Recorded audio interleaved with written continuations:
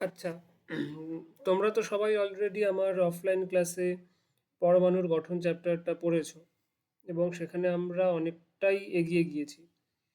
এবং এটা ট্রু যে এটা যতটা সহজ ব্যাপার, বাট এটা কিন্তু সত্যি আমাদের কাছে একটা বেসিক জিনিস।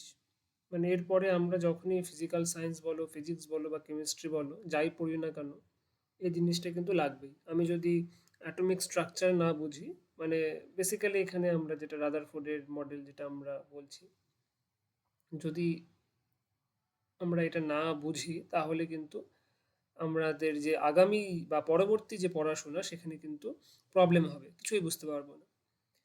সব থেকে ইম্পর্ট্যান্ট যেটা যে আমরা কি করে একটা পরমাণু বা এলিমেন্টের সংকেত লিখছি বা সিম্বল লিখছি। তোমাদের প্রত্যেককেই আমি বলেছি যে যারা ক্লাস এইটে পড়ছো বা ভিডিওটা দেখছো, মেনলি এটা ক্লাস এইটের জন্য, মানে এতটা বেসিক জিনিস আমার মনে হয় না যে নাইন টেনের কেউ দেখছো, বা যদি দেখে থাকো তাহলেও ভালো মতো শোনো।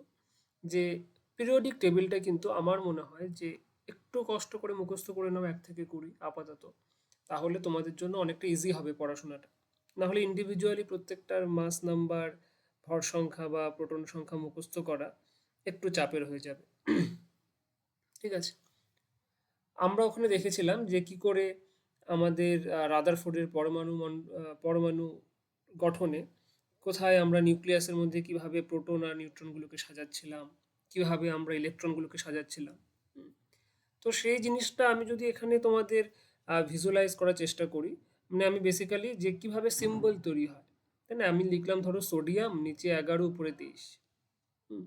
বাট এই জিনিসটা 11 নিচে কি থাকে, নিচে উপরে কি থাকে, সে জিনিসটা কিভাবে আসে, সেটা আমি তোমাকে একদম অরিজিনালি একদম ভিজুয়ালাইজ করে জিনিসটাকে দেখাচ্ছি যাতে মনে থাকে। এখানে দেখো, এখানে একটা ড্যাশ আছে, আমার কার্সারটা দেখতে পাচ্ছ। এই ড্যাশটা মানে যেই অ্যাটমটা হবে, যেই এলিমেন্টটা হবে, তার সিম্বলটা বসবে। নিচে হচ্ছে প্রোটন সংখ্যা, লাল করে দেখতে পাচ্ছ। আমরা এখানে হচ্ছে প্রোটনটা নিজের হাতে আমরা এই নিউক্লিয়াসে বসাবো। হুম। আর উপরে যেটা থাকে সেটাকে কি বলে? ভর সংখ্যা বলে। আর আমরা ডান দিকে উপরে চার্জ দেখি। চার্জ কখন হয়?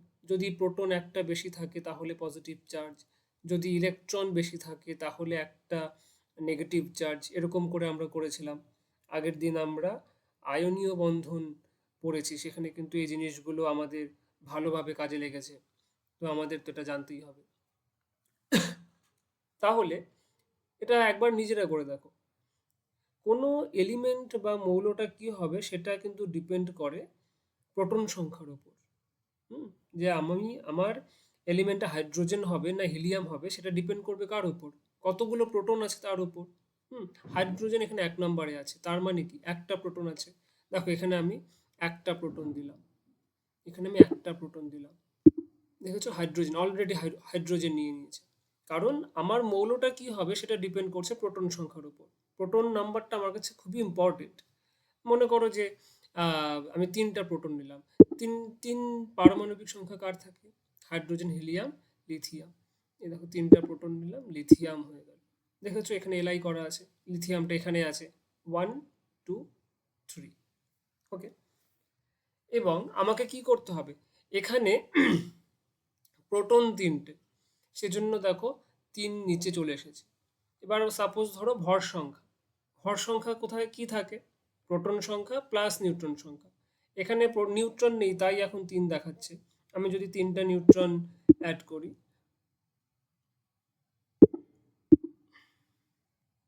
রসগোল্লাগুলো বেশ ভারী, মানে উঠতেই চাইছে না আর কি, নিউট্রনের রসগোল্লা। তাহলে এবার দেখো নিচে 3, কেন 3 আছে? কারণ প্রোটন সংখ্যা 3। উপরে 6, এটাকে কি বলে? ভর সংখ্যা বলে। তো ভর সংখ্যা কি হয়? প্রোটন সংখ্যা প্লাস নিউট্রন সংখ্যা। 3টে প্রোটন, 3টা নিউট্রন। লালগুলো প্রোটন, কালোগুলো নিউট্রন। এই মিলে কটা হলো? 3 3-এ 6টা, সেজন্য উপরে 6। এবার বলো তো এখানে 3+ কেন দেখাচ্ছে? 3+ দেখাচ্ছে কারণ এখনো আমি কিন্তু এখানে ইলেকট্রনগুলো দেইনি নর্মাল অবস্থায়। হুম। কি থাকে? যতগুলো প্রোটন থাকে ততগুলোই ইলেকট্রন থাকে। এবার দেখো, এখানে 3টে প্রোটন আছে, তাহলে আমি ইলেকট্রন কটা দিব? 3টে দেব। এটা হচ্ছে ফার্স্ট অরবিট, আমি তোমাদের বলেছিলাম 2n² ফর্মুলা।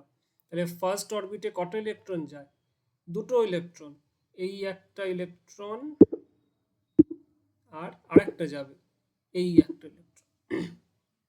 ফার্স্ট অরবিটে কিন্তু দুটো বেশি ইলেকট্রন থাকতেই পারে না। তুমি যদি সাপোজ আমি এখানে দিতে চাই, তাকে ইলেকট্রন কিন্তু আর কে কক্ষপথে নিবে না, দেখো, ও অলরেডি চলে যাবে সেকেন্ড কক্ষপথে।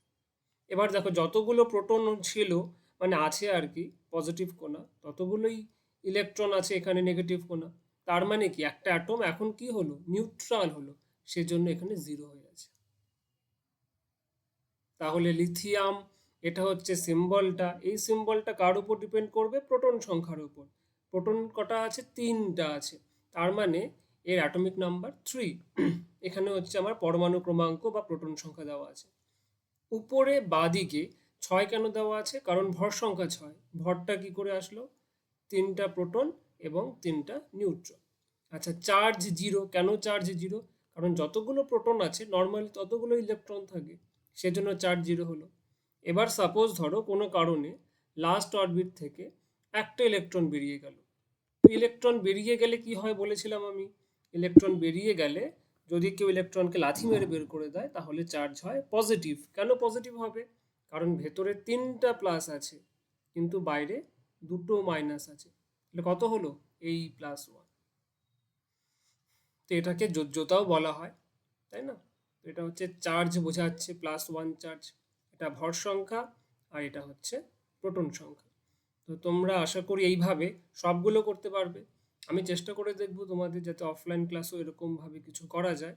বাট আপাতত এই ভিডিওটা দেখে কতটা তোমাদের কাজে আসলো সেটা কিন্তু আমাকে জানাবা।